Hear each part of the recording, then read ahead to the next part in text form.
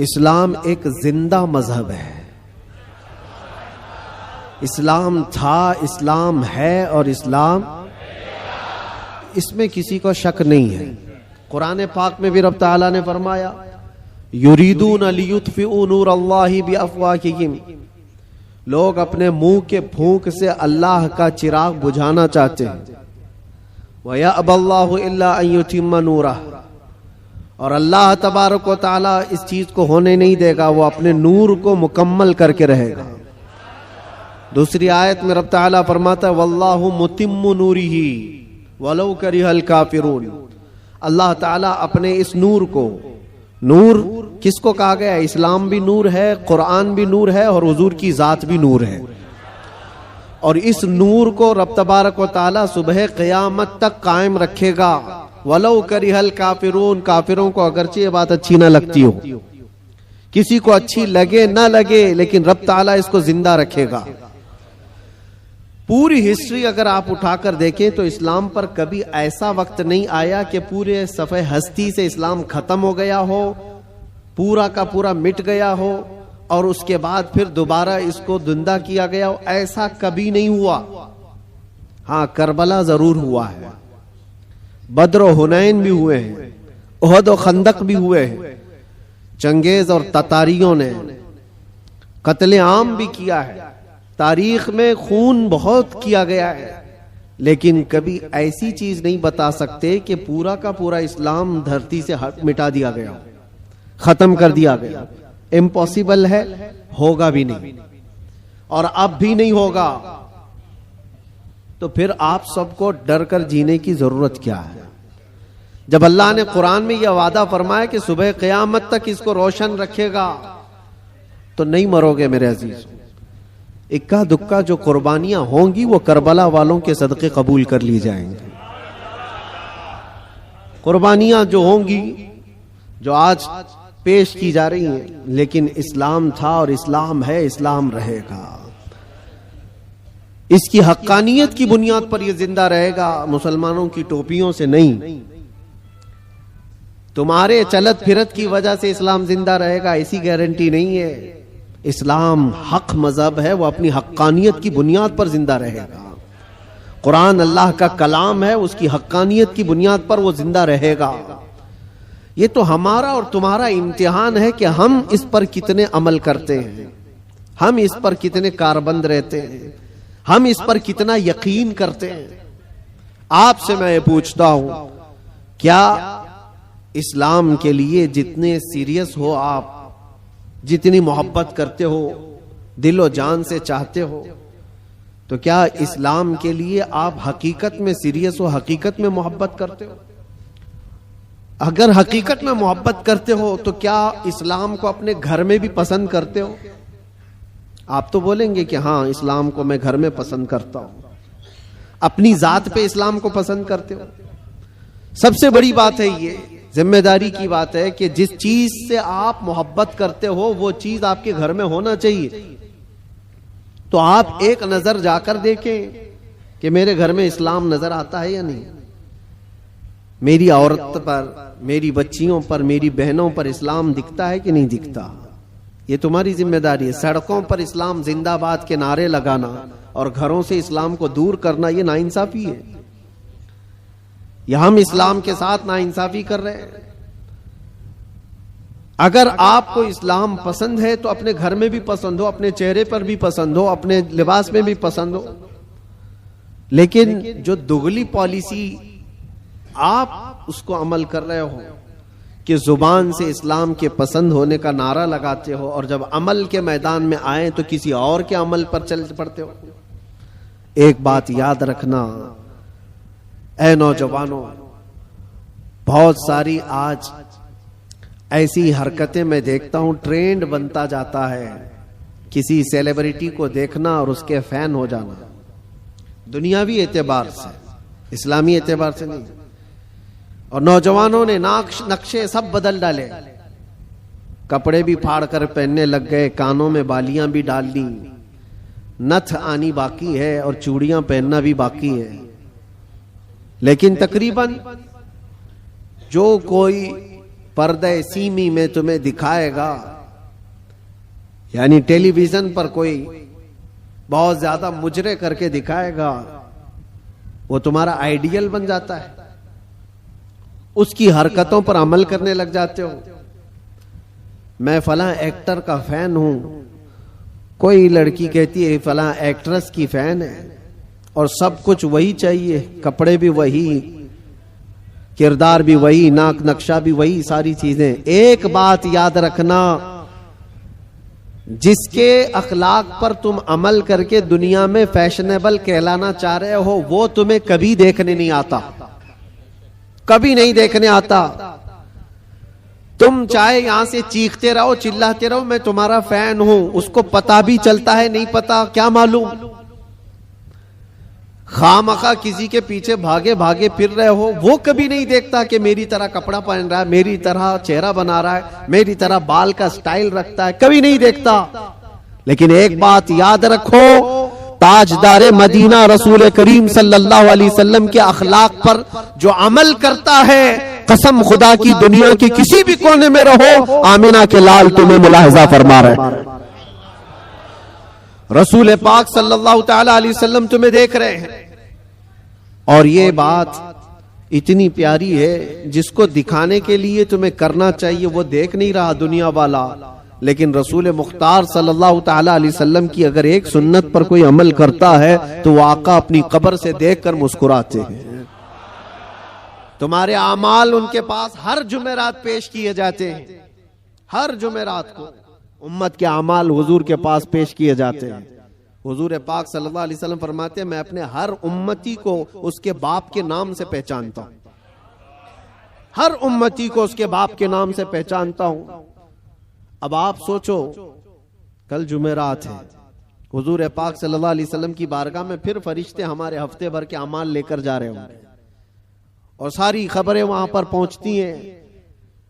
اللہ کے نبی صلی اللہ تعالی علیہ وسلم فرماتے ہیں اگر اچھے اعمال میرے پاس آئیں تو میں خوش ہو جاتا ہوں، اللہ کا شکر بجا لاتا ہوں، اور برے اعمال مجھ تک پہنچائے جاتے ہیں تو غم ہوتا ہے اور میں استغفار کرتا ہوں۔ کتنے زمانے تک حضور پاک صلی اللہ علیہ وسلم کو غم پہنچاتے رہو گے؟ کب تک؟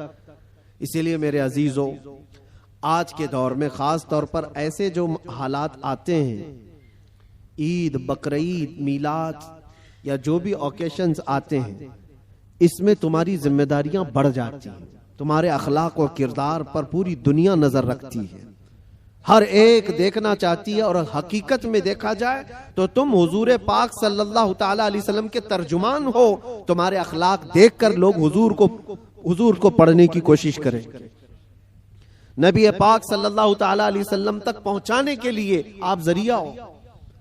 آپ کے چلنے پھرنے کے انداز، آپ کے لوگوں سے بات کرنے کے انداز، یہ ساری چیزیں دیکھ کر کے دنیا حضور پاک صلی اللہ علیہ وسلم کو پڑھنا چاہتی ہے کہ ان کے غلاموں میں 1400 سال کے بعد یہ جب اخلاق ہیں تو اس نبی کے اخلاق کا حال کیا ہو؟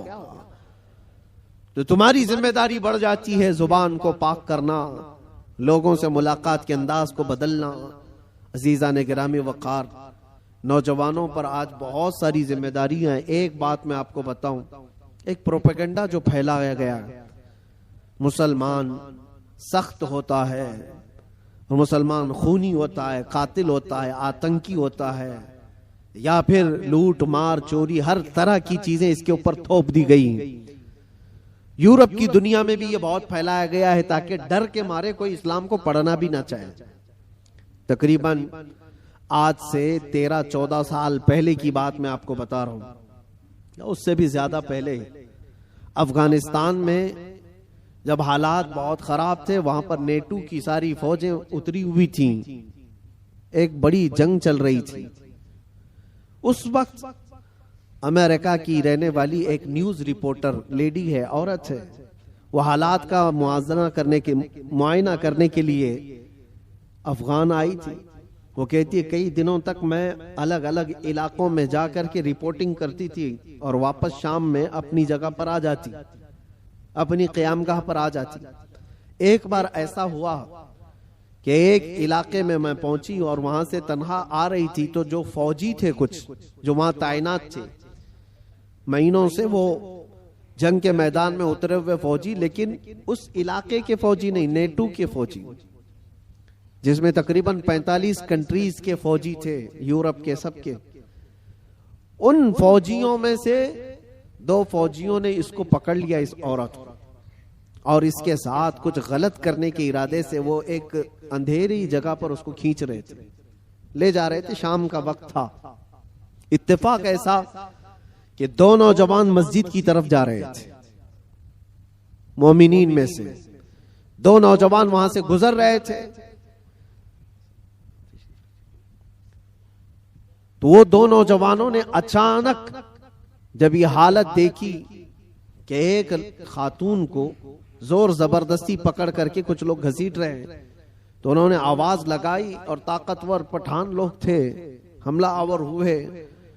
تو فوجی چونکہ غلط نیت سے اس کے ساتھ بدتمیزی کر رہے تھے، چھوڑ کر کے بھاگ گئے جب تک اس عورت کے کپڑے اپڑے پھٹے ہوئے تھے، حالت بری تھی. لیکن یہ 2 نوجوان مسلمان تھے، داڑھی ٹوپی والے، اس خاتون کو وہاں سے آزاد کرایا اور اپنے طرف لے لیا، اپنے پاس لے لیا. یہ خاتون کہتی ہے کہ مجھے تو زیادہ ڈر لگ گیا کہ یہ وحشی مسلمانوں کے ہاتھ میں آ گئی، اب پتہ نہیں کیا کریں گے، سیدھے ذبح کرتے ہیں لوگ. کیونکہ بچپن سے پروپیگنڈا دماغ میں تھا، امریکہ کی رہنے والی، اس کے دماغ میں یہی ساری چیزیں بھری گئی تھی. مسلمان سخت ہوتا ہے، قاتل ہوتا ہے، آتنکی ہوتا ہے، لٹیرا ہوتا ہے، نہ جانے کیا کیا چیزیں پھیلائی گئی ہیں. وہ ڈری ہوئی تھی عورت، کیا پتہ نہیں، وہ تو فوجیوں کے ہاتھ میں تھی، وہ اپنی جسمانی خواہش پوری کر کے چھوڑ دیتے، لیکن یہ لوگ تو بہت خطرناک قسم کے لوگ ہیں، یہ تو سیدھے ذبح کر دیتے ہیں، خون بہا دیتے ہیں. ڈری سہمی ہوئی ان 2 نوجوانوں کے ہاتھ میں تو آ گئی، لیکن وہ 2 نوجوان لے کر گئے ایک کمرے میں، اس خاتون کو بند کر دیا اور تالا لگا دیا، بند کر دیا. یہ ڈری تھی شاید میری موت کا کوئی پروانہ آنے والا ہے، یا کچھ بھی میرے ساتھ کیا جا سکتا ہے، یا ہو سکتا ہے مجھے کڈنیپ کر کے ہمارے ملک سے کچھ میرے بدلے میں مانگنے والے ہوں. طرح طرح کے خیالات آ رہے تھے. وہ نیوز رپورٹر ہے، کہتی رات ہوئی تو اچانک دروازہ کھلا، اور پورا دروازہ نہیں کھلا، باہر ہی سے کوئی بڑی تھال جس میں کھانا پانی سب کچھ تھا، اندر انہوں نے ڈھکیل دیا اور کپڑوں کا ایک جوڑا بھی اندر پہنچا دیا، اور پھر دروازہ بند کر لیا. مجھے جو ضرورت تھی وہ کھانے پینے کی تھی، کپڑے بدلنے کی تھی، کپڑے پھٹے ہوئے تھے، میں نے کپڑے بھی تبدیل کر لیے، کھانا پانی بھی ہو گیا. دوسرے دن بھی برابر وقت پر دروازہ تھوڑا سا کھلتا اور کھانا آ جاتا، پھر بند ہو جاتا، جو ضرورت کی چیز تھی. لیکن کوئی جوان اندر نہیں آ رہا ہے، کوئی جوان اندر نہیں آتا، دروازہ باہر سے بند ہوتا ہے. شام ہو گئی، 2 دن وہاں پر اس نے گزارے. اس کے بعد وہ کہتی ہے کہ اس کے سفارت خانے کے لوگ، اس کے ایمبیسی کے ذمہ دار لوگ آئے ان نوجوانوں کے ساتھ. جب دروازہ کھولا اور ان کی زبان میں، اسی عورت کی زبان میں بات کیا اور کہا کہ ہم تمہارے سفارت خانے سے آئے ہیں، ان نوجوانوں نے آ کر ہمیں یہ اطلاع دی کہ فلاں ملک کی اس طرح کی ایک خاتون مظلوم تھی، ہم نے اس کو پناہ دیا ہے اور اس کی حفاظت کی ہے، آپ آئیں، اپنی عورت کو لے جائیں اور اس کے ملک تک صحیح سلامت پہنچائیں. سفارت خانے کے ذمہ دار لوگ آئے، اس خاتون کو سارا واقعہ بتایا کہ ان نوجوانوں نے تیرے لیے غائبانہ طور پر کیا محنت کی. اس کا دماغ پورا الگ طریقے سے چلنے لگا کہ میں نے بچپن سے سنا یہ مسلمان وحشی ہوتے ہیں، آتنکی ہوتے ہیں، قاتل ہوتے ہیں، لٹیرے ہوتے ہیں، یہ تو قدم بھی نہیں رکھتے میرے کمرے میں. میں بھی عورت ہوں، خوبصورت ہوں، جسم میرے پاس ہے، لیکن کبھی انہوں نے دیکھا بھی نہیں مجھ کو. 3 دن ان کے پاس گزاری، اور اس کے بعد جب سفارت خانے کے لوگ ذمہ دار آئے اور اس کو آزاد کروایا، وہاں سے لے جا کر کے وہ اس کے وطن تک پہنچایا. وہاں جانے کے بعد اس خاتون نے جو رپورٹ تیار کی، پوری اپنے سفر کی رودات لکھی، سارا سفر لکھا اور اس حادثے کو بھی لکھا، اور پھر اعلان کیا جو مجھے پڑھتے ہیں، جو مجھے سنتے ہیں، وہ گواہ ہو جائیں کہ میں اسلام کو قبول کرتی ہوں. اس سے بہتر میری عزت کی حفاظت مجھے کہیں اور نظر نہیں آتی. اس لیے کہ عورتوں کی اصل حفاظت اور ان کی عزتوں کی دیکھ بھال اللہ کریم نے جو فرمایا، اور اس کے نبی رسول کریم صلی اللہ علیہ وسلم نے جو فرمایا، وہ آج بھی ایمان والوں کے اندر موجود ہے. نوجوانوں، تمہارے اخلاق لوگوں کے لیے رسول پاک کا ترجمانی کا کام کرتے ہیں، ان کے ایمبیسیڈر ہو آپ۔ اور خاص طور پر رمضان میں آپ دیکھنا کئی محلوں میں جہاں تمہاری شباشی ہو رہی ہوتی ہے، رات کی رونقیں، اور اس شہر میں خاص طور پر جو چکا چوند روشنی ہے، اس کو دیکھنے کے لیے بہت سارے لوگ آتے ہیں، بلکہ دوسرے ہی زیادہ آتے ہیں۔ ہو سکتا ہے کھانے پینے آتے ہو، موج مستی بھی مقصد ہو سکتی ہے، لیکن میرے عزیزوں ان دنوں میں تمہارے اخلاق و کردار بہت اہمیت کے حامل ہوتے ہیں۔ اس وقت تم حضور پاک صلی اللہ علیہ وسلم کے ریپریزنٹیٹیو ہو، رمضان کو اس طرح سے گزار کر کے دکھاؤ کہ آج بھی ہمارے اندر اسپریچولیٹی، روحانیت کیسی ہے۔ ہم کھانے پینے کے لیے پوری رات گزارنے والے لوگ ہی نہیں ہیں، کھانا پینا تو زندگی کا ایک چھوٹا سا حصہ ہے۔ ہم آئے ہیں یہاں اپنے رب کو راضی کرنے کے لیے۔ اسلام کا یہ عظیم میسج اور اسلام کا یہ عظیم پیغام پہنچانے کا ذریعہ ہے۔ کتنے ایسے لوگ ہیں جو ہم سے رابطہ کرتے ہیں۔ میرے عزیزوں سچ بتاؤں، جو ہمارے دین میں نہیں ہے وہ پیاسے ہیں، بہت سارے لوگ، مرد حضرات بھی، عورتیں بھی، لڑکے بھی اور لڑکیاں بھی، دور دراز سے وہ کسی نہ کسی طرح سے کانٹیکٹ کرنے کی کوشش کرتے ہیں کہ ہماری روح بہت پیاسی ہے، ہماری روح بہت پیاسی ہے، اور ہم اپنی روح کی سیرابی ڈھونڈتے ڈھونڈتے عمر بتا چکے ہیں، لیکن ہم نے آپ کے بیان سنے یا پھر اسلام کی یہ ساری چیزیں دیکھی ہیں تو روح کو سکون سا نظر آتا ہے، سکون سا نظر آتا ہے۔ ان لوگوں کو جو آتما کی شانتی کہیں نہیں ملتی، میرا چیلنج ہے وہ رب ذوالجلال کے سجدے میں انہیں سارا سکون مل جائے گا، اس لیے کہ بنایا ہوا پالنہار حقیقی کا یہ جسم ہے، اللہ کا بنایا ہوا یہ جسم ہے، اور اسی نے قرآن میں یہ فرمایا الا بذکر اللہ تطمئن القلوب، آگاہ ہو جاؤ اللہ کے ذکر میں ہی تمہارے دلوں کا سکون ہے، اللہ کے ذکر میں تمہارے دلوں کا اطمینان ہے، اور یہ اطمینان کرنے کے لیے تو رمضان ہے۔ آپ دیکھنا یہاں سے اسی آدمی کا بھاگنے کا من کرتا ہے مسجد سے جس کا دل کالا ہو چکا ہوتا ہے، جس کا دل پتھر سے سخت ہو گیا ہو، وہ گن رہا ہوتا ہے، گھڑی کی سوئیاں دیکھ رہا ہوتا ہے کہ کب اٹھوں یہاں سے بھاگوں، لیکن جس کا دل اللہ سے لگ گیا ہے وہ تو ظہر کے بعد عصر کا انتظار کر رہا ہوتا ہے، کیونکہ حدیث پاک میں حضور صلی اللہ علیہ وسلم نے یہ فرمایا ہے کہ 7 لوگ ایسے ہیں جن کو قیامت کے دن بھی اللہ اپنے عرش کا سایہ عطا فرمائے گا۔ وہ 7 لوگوں میں سے ایک ایسا آدمی ہے رجل تعلق قلبہ بالمساجد، ایسا آدمی جس کا دل ہمیشہ مسجد میں لٹکا ہوا رہتا ہے۔ دلوں کا سکون رب ذوالجلال کے حضور ہے، اور یہ پوری دنیا کو بتانے کی بھی ضرورت ہے۔ آج نفسا نفسی کا دور ہے، مادیت پرستی ہے، لوگ آج چاہے وہ جتنے بھی چمتکار دیکھ کر کے بھاگیں، لیکن میرا ایک یقین ہے میرے عزیزوں، روح کا سکون انہیں کہیں نہیں ملتا۔ پیسے بھی برباد کیے ہوئے بہت سارے لوگ ہیں، دولت کو بے حساب خرچ کر کے اپنا آرام ڈھونڈنے والوں کو بھی میں جانتا ہوں، لیکن پھر بھی ان کو وہ روحانی سکون نہیں ملتا، کیونکہ ہمیں یقین ہے کہ یہ پوری جو باڈی ہے، یہ پورا جو جسم ہے، کسی اور نے نہیں بنایا، اللہ رب العزت نے بنایا، اور وہی بہتر جانتا ہے، اور اسی کی طرف سے اگر قلب کو سکون ملا تو مل سکتا ہے، باقی کوئی طاقت تمہیں سکون نہیں دے سکتی، کوئی طاقت نہیں۔ کوریا کا ایک شخص بہت مالدار، بلکہ میں آپ کو بتاؤں ملک کا ایسا مالدار جو ملک کی حکومتیں بدل دیتا۔ میں پورے نام کے ساتھ تفصیل میں نہیں جا رہا ہوں، لیکن وہ ایک بہت بڑی موبائل کمپنی کا مالک، پوری دنیا کو موبائل پہنچایا، ساری چیزیں کیا، لیکن اس کا آخری وقت آپ اگر مطالعہ کرو گے تو بیچارہ ایسا بستر پر آ گیا کہ ایک روٹی اس کے حلق میں نہیں جا پاتی تھی۔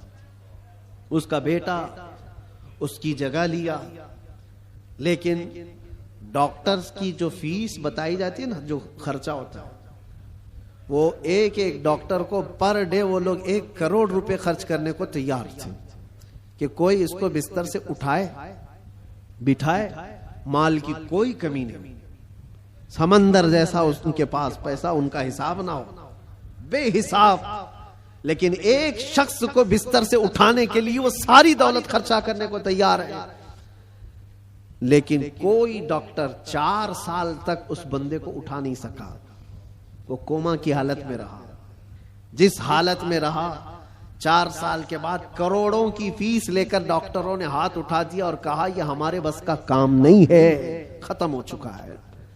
یہاں یاد رکھو اے نوجوانوں، دنیا میں کوئی طاقت نہ تمہیں کھڑا کر سکتی ہے نہ بٹھا سکتی ہے۔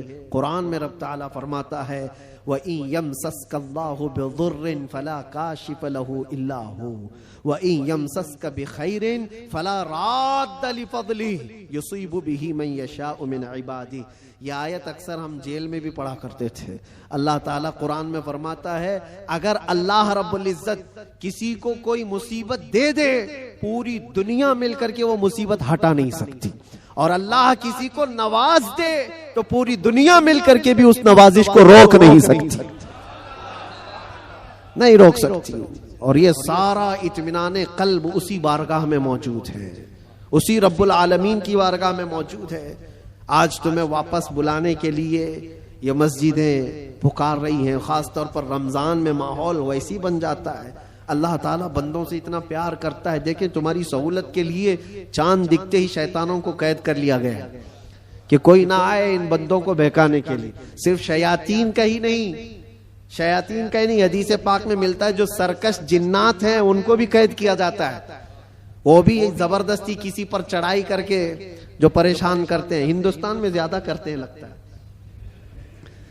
کیونکہ یہ جو آصف آتے ہیں، کیونکہ بابا یہاں زیادہ ہیں تو جنات بھی یہاں زیادہ ہیں، کیونکہ ہر گلی میں کسی بابا کی دکان ہے، اور جنات بھی یہی سوچ کر کے آتے ہوں گے کہ ان کا دھندا چلنے لگے یہیں سے۔ باقی ملکوں میں تو بہت کم نظر آتے ہیں، دوسرے ملکوں کا بھی ہم نے سفر کیا ہے، وہاں آصف زدہ لوگ، جنات جن کے اوپر آ کر کے پریشان کرتے ہیں، ایسے پیشنٹ، ایسے مریض بہت کم دکھتے ہیں۔ وہ مجھے ابھی تک پتہ نہیں وجہ کیا ہے کہ جنات ہندوستان میں زیادہ کیوں ہیں، جو لوگوں کے اوپر چڑھتے ہیں، سوار ہوتے ہیں۔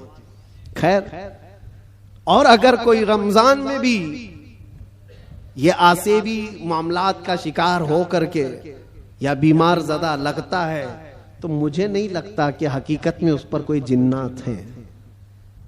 یہ تو حدیث پاک میں ہے کہ جو سرکش جنات ہیں، چاند دکھتے ہی رمضان کے ان کو قید کر لیا جاتا ہے۔ پھر کیا چیز ہے تمہارے پاس جو تمہیں بہکا کر لے جائے؟ شیاطین نہیں ہے، جنات نہیں ہے، ماحول رب تعالیٰ نے سازگار کر کے دیا ہے تمہیں۔ تم راتیں اس کے قیام کرو، اس کے دن میں روزے رکھو، اور پھر اتنا ہی نہیں بلکہ ڈیوٹی لگا دی گئی ہو کہ روزہ رکھنا ہے، نماز پڑھنا ہے، اس پر اجر کا اتنا بڑا وعدہ کیا گیا، اتنا بڑا وعدہ کیا گیا۔ حدیث پاک میں ملتا ہے من قام فی رمضان ایمانا و احتسابا غفر له ما تقدم من ذنبه او کما قال رسول اللہ صلی اللہ علیہ وسلم، جس نے رمضان کی رات کو قیام کیا ایمان کے ساتھ، پیچھے جو کچھ بھی کیا تھا سب اللہ معاف فرمائے گا، جو کچھ بھی کیا ہو سب معاف کر دیا جائے گا۔ اس میں یہ نہیں کہا گیا ہے کہ چھوٹا بڑا الگ الگ، بلکہ جو کچھ بھی اس سے ہوا ہے اب تک اللہ معاف فرمائے گا۔ اتنے بڑے اجر کا وعدہ ہے۔ رمضان تمہیں پاک کرنے کے لیے آیا، رمضان المبارکہ تمہیں رب تعالیٰ کے قریب کرنے کے لیے آیا۔ روزے بھی فرض کیا رب تعالیٰ نے تو یہ فرمایا لعلکم تتقون، تم پر روزے اس لیے فرض کیے گئے کہ تمہیں تقوی آ جائے، تم پرہیزگار بن جاؤ۔ تو رب تبارک و تعالیٰ کا یہ حکم ہے، ہم تو مائل بکرم ہیں، کوئی سائل ہی نہیں۔ روز اس کی راتوں پر رب تعالیٰ ندا فرماتا ہے کوئی مجھ سے بخشش طلب کرے میں اسے معاف کروں، لیکن لوگ کہاں پر ہیں؟ بہت سارے حالات ایسے بگڑے ہوئے ہیں کہ تمہاری راتیں بخشش طلب کرنے کی تھی، تم کیرم بورڈ پہ بیٹھے ہوئے ہو، رات بھر بکرے لڑا رہے ہو، مرغے لڑا رہے ہو، چیس کھیل رہے ہو، کرکٹ کے فٹ بال کے گراؤنڈ سجائے جاتے ہیں۔ یہ رمضان اس کے لیے آتا ہے؟ افسوس ہے، میں تو کہتا ہوں ان لوگوں پر تف ہے، لعنت ہے۔ رمضان کو بھی انٹرٹینمنٹ کا ذریعہ بنا دیا. لوگ تو ہمارے بزرگوں میں پہلے یہ ہوتا تھا، بزرگوں کا مطلب اولیاء کاملین کی بات نہیں کر رہا ہوں، گھر کے بڑوں کا بھی یہ حال تھا. اب تک بہت سارے گھروں میں رمضان کے آتے ہی ٹی وی پر پورا پردہ ڈال دیتے تھے، چادر اڑا دیتے تھے، بہت ساری چیزیں. رمضان آ گیا ہے گھر کی صفائی ہو جاتی تھی، رمضان آ گیا ہے کوئی ایسی چیزیں نہ رکھی جائے گھر کے اندر، بہت سارے اہتمام ہوتا تھا. اور تمہیں پتہ ہے اس کے احترام پر اللہ تبارک و تعالی جنت عطا فرماتا ہے. روزہ نہیں رکھنے والے بھی دن میں کسی کے سامنے کھاتے پیتے نہیں تھے احترام کی وجہ سے. روزے دار کو کوئی ہاتھ نہیں لگاتا تھا، مارتا نہیں تھا. یہ بزرگوں کی تعلیمات ہوتی تھی کہ نہ ہاتھ نہیں لگانا، مارنا نہیں، روزہ دار ہے. یہ سارا احترام کہاں چلا گیا؟ اس کی وجہ یہ ہے میرے عزیزوں کہ تم اگر اس رمضان کو بھی بے احترامی میں گزارو گے تو یہ رمضان کل قیامت کے دن تمہارے خلاف مقدمہ کرے گا اللہ کی بارگاہ میں کہ اللہ میں اس کے گھر گیا تھا مگر اس نے میری توہین کی ہے، میری اس نے بے حرمتی کی ہے. اور حضور پاک صلی اللہ علیہ وسلم فرماتے ہیں قیامت کے دن جس کے خلاف رمضان کھڑا ہو گیا اس کو دوزخ میں جانا ضروری ہو جائے. رمضان اگر کسی کے خلاف کھڑا ہو گیا تو اپنے خلاف رمضان کو کھڑے ہونے نہ دو، اپنی حمایت میں کھڑے ہونے دو. کل رمضان آئے قیامت کے دن اور تمہاری سفارش کرے کہ مولا یہ میری راتوں کو جاگتا تھا، یہ میرے دن کو تلاوت قرآن کرتا تھا، روزے رکھتا تھا، غربا اور مساکین میں خیرات کرتا تھا، تمہاری نیکیوں کی گواہی خود رمضان دے گا. اور حضور نے یہ بھی فرمایا کہ جس کے حق میں قرآن اور رمضان سفارش کر دے اس کا جنت میں جانا واجب ہے. عزیزان گرامی وقار، بس میں خلاصہ کلام صرف اتنا عرض کرنا چاہوں گا کہ دین جو تم تک پہنچا ہے اس چیز پر آج خاص توجہ کے ساتھ میں عرض کرنا چاہتا ہوں. یہ بڑی مشقتوں کے ساتھ تم تک پہنچا ہوا ہے. یہ نہیں کہ پھولوں کی سیج پر سج کر تمہارے گھر میں آ گیا. بہت مشقتیں اٹھائی گئی ہیں اس کے پیچھے. دین تمہارے گھروں تک جو پہنچا ہے، یہ اذانیں جو سلامت ہیں، یہ جو نمازوں کی روحانیت اور یہ جو نورانیت باقی ہے، اس پر بزرگوں کی قربانیاں ہیں، بہت ساری قربانیاں ہیں.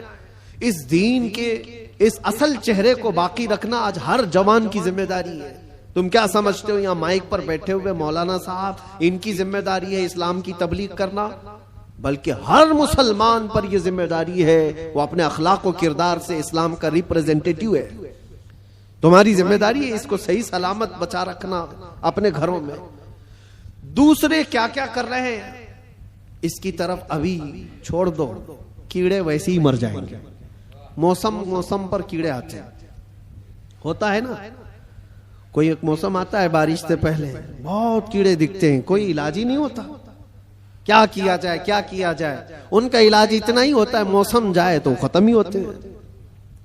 ویسے ہی اسلام کے متعلق، قرآن کے متعلق، نبی پاک صلی اللہ علیہ وسلم کی ذات کے متعلق ہرزہ سرائی کرنے والے، دشمنی پیدا کرنے والے ہر زمانے میں آتے ہیں، لیکن ان کا ایک خاص موسم ہوتا ہے.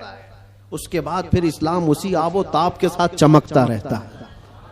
اسلام ویسے ہی چمکتا رہے گا. نہ اس کو چنگیز ہلا پایا، نہ اس کو ہلاکو ہلا پایا، نہ اس کو بڑے بڑے طاقتور ہلا پائے. 50 لاکھ لوگوں کا جس نے قتل کیا، چنگیز وغیرہ جو تاریخ آپ دیکھیں، 50 لاکھ سے زیادہ لوگوں کا قتل جنہوں نے کیا، یہی سوچ کر کے کیا تھا نا اس دھرتی سے پورا مٹا دیا جائے، صفحہ ہستی سے ختم کر دیا جائے. حیرت کی بات ہے جس فوج نے بغداد پر حملہ کیا تھا وہی فوج دائرہ اسلام میں داخل ہوئی تھی. جس کو اقبال نے کہا تھا حرم کو مل گئے پاسباں صنم خانے سے، حرم کو مل گئے پاسباں صنم خانے سے. رب تبارک و تعالیٰ انہی کے درمیان ایمان کی ہدایت عطا فرما دی. یہ ہوتا رہے گا، یہ اسلام کا لہلہاتا ہوا پودا سلامت رہے گا. اور لوگ جس طرح کے آج حالات جو انوائرمنٹ کریٹ کیا گیا ہے، اس سے تمہارا امتحان ہے. تم گھبرا کر کے اب تم کیا چاہتے ہو؟ ایک سوال میں کرتا ہوں، اسلام میں ہو تو اس بات پر تمہیں کبھی گلٹی فیل ہوتا ہے؟ کبھی شرم محسوس ہوتی ہے؟ کبھی شرم محسوس ہوتی ہے کہ میں مسلمان ہوں؟ نہیں شرم آتی ہے تو پھر ٹوپی کیوں چھپاتے ہو؟ اگر شرم نہیں آتی ہے تو پھر داڑھی کیوں نکال پھینکتے ہو؟ کیوں؟ اگر تمہیں اسلام پر قائم رہنے میں فخر محسوس ہوتا ہے تو کھل کر کے اسلام پر عمل کرو، کھل کر کے۔ اسلام کسی جرائم پیشہ لوگوں کا اڈا نہیں ہے، پوری دنیا کو اچھے اخلاق سکھانے والا ایک مکمل دین ہے، پوری دنیا کو اخلاق سکھانے والا یہ دین ہے۔ تو مجھے شک کیوں ہے اس بات پر؟ بہت سارے لوگ ابھی آئیں کائیں کرتے ہوئے نیوٹرل بنتے ہیں، میں دیکھ رہا ہوں۔ جب کبھی کوئی سوال آ جائے تو کچھ دانشور بن کر کے بیٹھتے ہیں اور پھر ایک نیوٹرل باتیں، ایک سیکولر باتیں کرتے ہوئے وہ یہ محسوس کرانے کی کوشش کرتے ہیں کہ ہم یہ نہیں سمجھتے، اسلام میں یہ چیز نہیں ہے، وہ چیز نہیں ہے، یہ بزرگ اسلام میں نہیں، وہ بزرگ اسلام میں نہیں، صرف اس لیے وہ کر رہے ہیں کہ دوسروں کو کچھ خوش کریں۔ ان بے وقوفوں کو میں بتانا چاہتا ہوں جو کرسیوں پر بیٹھ کر ڈیبیٹ کرتے ہیں اور سیکولر بننے کی کوشش کرتے ہیں، یاد رکھو تم اپنی ناک کاٹ کر کے بھی نیچے رکھو گے تو وہ کبھی راضی نہیں ہونے والے، کبھی راضی نہیں ہوں گے۔ 10 لاکھ سال بھی تم پکار کر کے ان کی جوتیاں چاٹتے رہو، راضی نہیں ہوں گے۔ راضی کرنا ہے تو اللہ اور اس کے رسول کو راضی کرو۔ ہم جس کے لیے دنیا میں آئے ہیں، ہم جس کے لیے دنیا میں آئے ہیں، ہمیں اللہ تبارک و تعالیٰ نے حکم کیا فرمایا؟ وَمَا أُمِرُوا إِلَّا لِيَعْبُدُوا اللَّهَ مُخْلِصِينَ لَهُ الدِّينَ۔ لوگوں کو یہ حکم نہیں دیا گیا مگر صرف اتنا کہ عبادت کریں تو صرف اللہ کی رضا کے لیے، لوگوں کو دکھانے کے لیے نہیں۔ وہ کبھی دنیا راضی نہیں ہوگی، یار ایک بات یاد رکھیں، کبھی راضی نہیں ہوگی۔ تم چاہے جس طرح کے بھی بن جاؤ، دنیا تم سے راضی نہیں ہوگی۔ ہم بچپن میں ایک چیز پڑھتے تھے، ایک شوہر اور بیوی گدھا لے کر جا رہے تھے، شوہر اپنی بیوی کو بٹھایا گدھے پر اور لے کر چل رہا تھا، بیچارہ لیڈیز فرسٹ والے فارمولے پر عمل کر رہا تھا کہ پہلے عورتوں کو ہونا چاہیے، لیکن محلہ چھوڑنے والا تھوڑی نہ ہے۔ کٹے پہ بیٹھے ہوئے سب کمنٹ پاس کرنے لگے، جورو کا غلام جا رہا ہے، بیوی کا غلام جا رہا ہے۔ ایک حقیقت چیز ہے، اور یہ سن کر کے اس کو بہت برا لگا اور اس کی عورت کو اتار دیا، تو اتر جا میں بیٹھوں گا۔ وہ بیٹھ گیا، عورت اس کا رسی پکڑ کر کے چلنے لگی۔ آگے گیا تھا، دوسرے محلے والوں نے پکار کر کہا ظالم آدمی عورت کو چلا رہا ہے، خود بیٹھا ہوا ہے۔ اس کے بعد اس نے کہا کہ رہنے دو، دونوں بیٹھ جاتے ہیں۔ دونوں بیٹھ گئے تو تیسرا ایک محلہ آیا اور کہا کتنے ظالم ہیں، ایک سواری ہے، دو بیٹھے ہوئے ہیں۔ وہ بیچارہ گدھا جھکا جا رہا ہے، اس پر رحم نہیں کرتے لوگ۔ کہا کہ دونوں اتر جاتے، خالی لے کے چلتے۔ چوتھے محلے والوں نے کہا پاگل لوگ ہیں، سواری ہے پھر بھی چل کے جا رہے ہیں، کرے تو کیا کرے آدمی؟ ایک بیٹھے تو لوگوں کو تکلیف، دو بیٹھے تو لوگوں کو تکلیف، نہ بیٹھو تو تکلیف۔ یہ کوئی ایک لطیفہ نہیں، دنیا کا مزاج یہی ہے۔ تم ٹوپی پہنو تو تکلیف، داڑھی رکھو تو تکلیف، سب نکال کر ننگے پھرو تو بھی تکلیف۔ دنیا کبھی تم سے راضی نہیں ہوتی۔ ہاں ایک فارمولا یاد رکھو، جیسے ہو تیسے ہو، پھٹے پرانے کپڑے ہی کیوں نہ ہو، ایک سجدہ کرو مولا راضی ہو جاتا ہے۔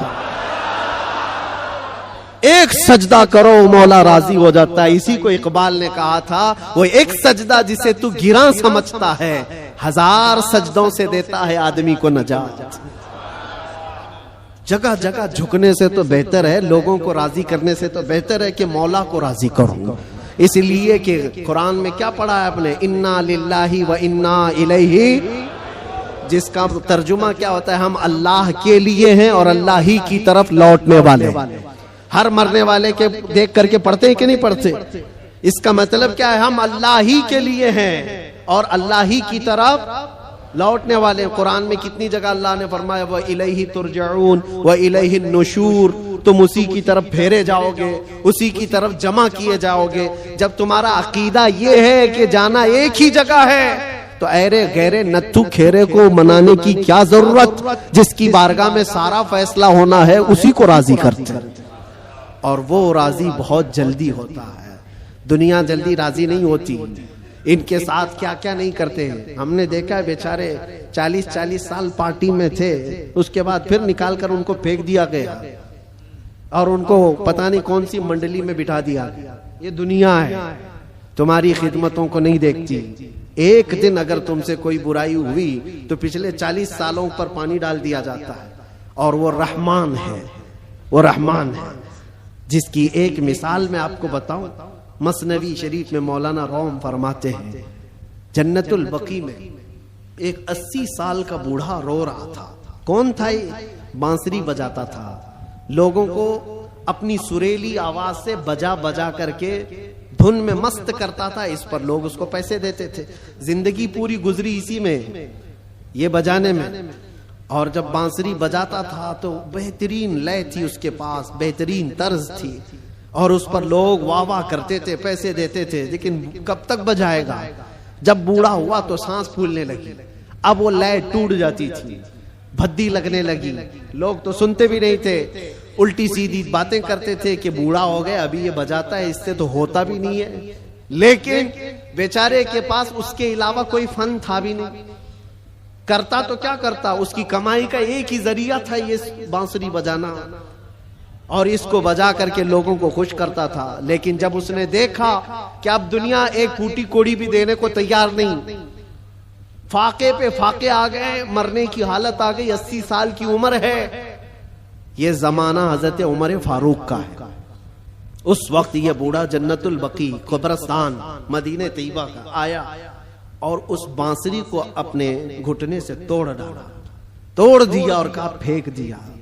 کہا اے خالق کائنات, تو نے مجھے پیدا کیا, لیکن اگر میرے حصے میں رزق نہیں ہے تو مجھے موت دے, میں قبرستان میں کھڑا ہوں, میں اب کسی اور پر بوجھ نہ بنوں, میں یہیں مروں اور یہیں سو جاؤں, مجھے معاف کر دے مولا. وہ روتا رہا. جب حالات کا مارا ہوا آدمی مولا کی بارگاہ میں روتا ہے نا تو اس کا دل بھر آتا ہے. حالات کا مارا ہوا جب روتا ہے تو اس کے رونے کی آوازیں آسمانوں کو چیر دیتی. تمہیں اندازہ نہیں, یوں ہی رونے والا الگ ہے, لیکن حالات سے مارا ہوا, دل کا ٹوٹا ہوا جب روتا ہے تو اس کی آوازیں 7ویں آسمان کے اوپر جاتی ہیں. رویا, بے انتہا رویا, اور گر کر کے وہیں سو گیا. نہ کھانا ہے نہ پانی ہے, کئی دنوں کا بھوکا ہے. اللہ اکبر. یہ زمانہ ہے حضرت عمر فاروق رضی اللہ تعالیٰ عنہ مسجد نبوی شریف میں ہے, اور وہ پڑھتے پڑھتے حضرت عمر کو اونگ آئی, اور جیسی ہی ان کو اونگ آئی خواب میں رسول پاک تشریف لائے. فرمایا عمر جلدی اٹھو, اپنے گھر سے کھانا پانی لو, اور جنت البقیع میں اللہ کا ایک مہمان کھڑا ہے, اسے کھلاؤ. حضرت عمر گئے, کچھ نہیں دیکھا, کون ہے کیا ہے پتہ نہیں ہے, کون ہے معلوم نہیں. حکم ہوا, گھر گئے اور توشہ دان لیا, جو کھانے پینے کی چیزیں میسر تھی سب لے کر کے فوراً جنت البقیع آئے. دیکھا کہ کون ہے یہاں پر, اتنی رات گئے, کون بندہ ہوگا. تلاش کرتے کرتے درمیان میں پہنچے تو ایک بوڑھے کو وہاں پر غش کھائے ہوئے پڑا ہوا دیکھا. اس کو اٹھایا, جیسے ہی اٹھایا وہ کانپنے لگا. وقت کا بارعب خلیفہ سامنے کھڑا ہے. وہ قیصر و کسریٰ جس سے کانپتے ہیں وہ عمر فاروق کھڑے ہیں. بوڑھا سوچنے لگا کہیں کوڑے نہ پڑ جائے, میری سزا کا کوئی وقت تو نہیں آ گیا ہے. عمر ابن خطاب سامنے کھڑے ہیں, کپ کپی تاری تھی. پوچھا امیر المومنین کیا بات ہے؟ کہا مجھے تو نہیں پتا کیا بات ہے, لیکن مجھے کھانا دے کر بھیجا گیا تجھے کھلانے کے لیے, تجھے کھلانے کے لیے. اٹھ, کئی دن سے تو بھوکا ہے, کئی دن سے تو پیاسا ہے. وہ رونے لگا اور اس کے بعد توشہ دان لیا اور پھر پوچھا کس نے بھیجا آپ کو کھانا دے کر؟ کون کہا ہے؟ کہا کون کہہ سکتا ہے, ہم غریبوں کا آقا, ہم بے سہاروں کا سہارا, وہ یتیموں کا ماوا و ملجا, ہاں جس کو ہر امتی کے درد کا احساس ہے, وہ خواب میں تشریف لائے. اللہ کے حکم سے حضور پاک نے مجھے فرمایا ہے کہ جا اپنے گھر سے کھانا لے جا, اور اللہ کا ایک مہمان قبرستان میں کھڑا ہے اسے کھلا آ. اتنی بات سننی تھی, وہ چیخ مار کر کے گرا اور کہنے لگا 80 سال تک میں نافرمانی کرتا رہا, 80 سال تک بانسری بجاتا رہا, دور بھاگتا رہا. آج ایک دن کیا اس رحمان کو میں نے پکارا, وہ 80 سال کی ساری چیزوں کو چھوڑ دیا اور میرے پیٹ بھرنے کے لیے وقت کے خلیفہ کو بھیج دیا. اس رحمان کا, اس ارحم الراحمین کا یہ مظہر ہے میرے عزیزوں. آپ کیا سمجھتے ہیں دنیا کو مناتے رہ جاؤ؟ نہیں مانتی, یہ جھوٹی ہے, مکار ہے, عیار ہے, دغاباز ہے. شہد دکھائے زہر پلائے, قاتل ڈائن شوہر کش, اس مردار پہ کیا للچائے, دنیا دیکھی بھالی ہے. سونا جنگل رات اندھیری چھائی بدلی کالی ہے, سونے والوں جاگتے رہیو چوروں کی رکھوالی ہے. آنکھ سے کاجل صاف چرا لے یا وہ چور بلا کے ہیں, تیری گٹھری تاکی ہے اور تو نے نیند نکالی ہے. وہ تو نہایت سستا سودا بیچ رہے ہیں جنت کا, ہم مفلس کیا مول چکائیں, اپنا ہاتھ ہی خالی ہے. عزیزان گرامی وقار, میں صرف اتنی بات کہنا چاہتا ہوں کہ تمہارے پاس جو دین کا خزانہ ہے, جو اسلام پہنچا ہے, اور خاص طور پر سنیوں کو میں بار بار یہ کہتا ہوں کہ تمہارے پاس دنیا کی اتنی بڑی دولت ہے, اتنی بڑی دولت ہے جس کو آپ کمپیئر نہیں کر سکتے کسی اور چیز سے. اس دولت کا نام ہے عشق رسول پاک. سنیوں کے سینوں میں یہ موجود ہے. وہ اپنے نبی پاک صلی اللہ علیہ وسلم کا نام آتا ہے تو انگوٹھے چوم کر کے آنکھوں سے لگا لیتے ہیں بغیر کسی کو بتائے. نبی کے نام پر آج پوری دنیا بھی, آپ کو پتا ہے, ناموں سے رسالت کا کوئی مسئلہ آئے اور اس پر کوئی آواز اٹھے اور کوئی بے قابو ہو سکتا ہے تو دنیا کو معلوم ہے وہ سنیوں کی جماعت ہی بے قابو ہوتی ہے. کیوں؟ ان کو پتا ہے, پوری دنیا جانتی ہے کہ اپنے نبی پاک صلی اللہ علیہ وسلم کے لیے جو جذبہ رکھتے ہیں دل کے اندر, وہ ایسا جذبہ ہے, جان ہے وہ. ہمارا جذبہ کیا ہے؟ جان ہے وہ, اور جان ہے تو ہاں جان ہے ہمارے لیے. اور پھر ہمارا ماننا تو یہ ہے, وہ جو نہ تھے تو, اور وہ جو نہ ہو تو, ہماری زندگی میں حضور نہ ہو تو کچھ نہیں. ہماری پوری حیات, ہماری پوری لائف, یہ جو خزانہ تمہارے پاس ہے یہ بہت قیمتی ہے, بہت قیمتی ہے. اسی کو اعلیٰ حضرت نے کہا ہے آنکھ سے کاجل صاف چرا لیں گے. آنکھ سے کاجل چرایا جاتا ہے کیا؟ یہ جو لگا ہوا شیشی کا کاجل ہے نہیں, یہ استعارہ ہے. شعر میں کہا گیا مومنو تمہارے پاس جو آنکھ کا کاجل ہے وہ عشق رسول ہے, تمہاری آنکھوں کا وہ نور ہے. اور بہت سارے بھیڑیے گھوم رہے ہیں اسی کاجل کو چرانے کے لیے. تمہارے دلوں سے وہ نکال لیں, تمہاری آنکھوں سے وہ نکال لیں. اور بیچارے کتنے تو بہک گئے, چوری ہو گئے اور چوروں کے ہاتھ میں گر گئے, اور دلوں کے اندر سے حب مصطفیٰ نکلتی چلی گئی. تو ان چوروں کے ہاتھ نہ لگ جاؤ, تم اپنے عشق رسول کی حفاظت کرو. اس پہ کوئی کمپرومائز, حضور پاک کی عزت, حضور پاک کی محبت جو تمہارے پاس ایک بہت بڑا خزانہ ہے, اس پر کوئی کمپرومائز کرو گے؟ نہیں کرو. یہ صحابہ کا مسلک ہے, صحابہ کا مذہب ہے. مکہ مکرمہ میں ایک صحابی کو سولی پر لٹکا کر کے کفار و مشرکین یہ کہہ رہے تھے, ان کے ناخنوں کو پکڑ سے کھینچ رہے تھے, ان کی ناک کاٹ رہے تھے, کان کاٹ رہے تھے, ہونٹ کاٹ رہے تھے, اور آنکھوں میں گرم سلائیاں پھیر رہے تھے, اور پھر کہہ رہے تھے کہ دیکھو تمہاری جگہ محمد ہوتے تو کتنا اچھا ہوتا. تم آرام کر رہے ہوتے, ان کے نام پر تم کٹے جا رہے ہو, مرے جا رہے ہو. سب کٹ چکا تھا, تب جوش میں وہ صحابی بولنے لگے, خبردار میرے جسم کے ابھی 1000 ٹکڑے ہو جائیں میں برداشت کروں گا, اس نبی پاک کے تلوے میں کانٹا بھی چبھے گی مجھے گوارا. یہ دولت جس کی حفاظت یہ صحابہ کا مسلک ہے, یہ صحابہ کا مذہب ہے, جس کے تم امین ہو, جس کے تم امانت دار ہو. آج پوری دنیا وہ چیز کھینچنا چاہتی ہے. حالات جو کچھ بھی ہوں, جب بھی حضور پاک کی محبت کی بات آئے, ساری چیزیں ایک طرف, میرے نبی کی ذات ایک طرف. اور پھر میں اسی پر آ کر گفتگو ختم کرتا ہوں. میرے عزیزوں, منانا ہے تو اللہ اور اس کے رسول کو مناؤ. دنیا کبھی تم سے نہ مانے گی, یہ کبھی نہیں مانی تھی. اور جنہوں نے ان کی غلامی کی ہے وہ آج دیکھ رہے ہیں ان کی حالت کیا ہے. وہ ایسی حالت ہو گئی, دھوبی کا کتا, نہ گھر کا نہ گھاٹ کا, ادھر کے بھی نہیں رہے ادھر کے بھی نہیں رہے. جنہوں نے غلامی کی ہے اس طرح سے اپنی زندگی نہ گزارو. کچھ تو ان کو راضی کرنے کے لیے گئے تھے بیچارے, نام بھی بدل لیے, کپڑے بھی بدل لیے, سب کچھ کر کے دیکھ لیا، لیکن وہ بڑے خونخوار لوگ ہیں، وہ دوسری کاسٹ کو برداشت نہیں کرتے، تجھے کہاں سے برداشت کرے؟ لات مار کے بھگایا ہے۔ کئی جگہوں پر یہ حالات تاریخ میں پڑھتے آؤ۔ اس لیے راضی کرنا ہو تو اللہ اور اس کے رسول کو راضی کرو۔ اور وہ ابھی میں نے واقعہ بتایا ہے، کتنی جلدی مولا راضی ہوتا ہے، کتنی جلدی مولا راضی ہوتا ہے۔ یہاں تک کہ ایک حدیث اور سن لو، حضور پاک صلی اللہ علیہ وسلم محو خواب تھے، آنکھیں بند تھیں، اور اس کے بعد اچانک مسکرانے لگے، اور اتنی زور سے کہ آپ کے دندان مبارک نظر آئے۔ صحابہ نے پوچھا یا رسول اللہ صلی اللہ علیہ وسلم کیا بات ہے؟ تو حضور نے فرمایا اللہ کریم ایک مثال میں مجھے بیان فرما رہا ہے۔ کیا چیز ہے؟ حضور فرماتے میں تم سے پوچھتا ہوں، صحرا میں کوئی آدمی اپنی اونٹنی لے کر ساز و سامان کے ساتھ جا رہا ہو، صحرا ڈیزرٹ میں، اور ڈیزرٹ کا حال ایسا ہوتا ہے کوئی راستہ ہی نہیں ملتا، اگر بھٹک گیا تو موت بھی ہو جاتی ہے، جس کو موجے سراب کہتے ہیں۔ ہر طرف چمکتا ہوا پانی دکھتا ہے، اور جہاں جاتا ہے وہ ریت ہوتی ہے، بالو ہوتی ہے، اور اسی بھٹکنے کے عالم میں اس کی موت بھی ہو جاتی ہے۔ بہت سارے صحرا کی موت عرب والے جانتے ہیں۔ حضور پاک صلی اللہ علیہ وسلم صحابہ سے پوچھتے ہیں اگر کوئی بندہ صحرا کا سفر کر رہا ہے، ساتھ میں کھانا پانی اور اونٹنی ساتھ میں سفر کے سواری ہے، لیکن بیچ راستے میں ایک جگہ پہنچا جہاں اسے نیند آئی اور سو گیا، اس کی اونٹنی بھی غائب اور اس کا ساز و سامان بھی ختم، جب اٹھا تو پریشان۔ اب یہ عرب کے لوگ بہتر جانتے ہیں صحرا میں کسی کے کھانا پانی ختم ہو جائے، سواری چلی جائے تو اس کا کیا حال ہے۔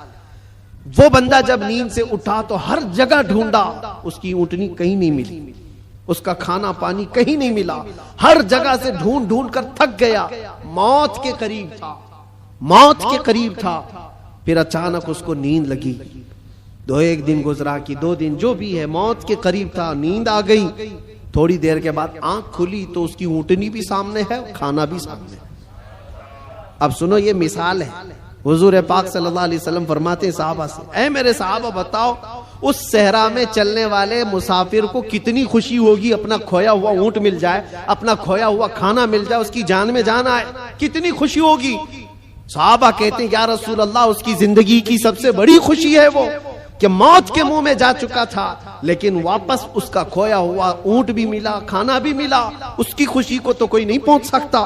حضور پاک صلی اللہ علیہ وسلم فرماتے ہیں بلا تشبیہ و بلا تمثیل، یہ مثال کے لیے حضور نے فرمایا اے میرے صحابہ جب ایک بندہ بھٹک جاتا ہے، گناہوں میں لگ جاتا ہے، اور پھر جس دن وہ توبہ کر کے واپس آتا ہے، اس مسافر کو جتنی خوشی نہیں ہوئی مولا کو اس سے زیادہ خوشی ہوتی ہے۔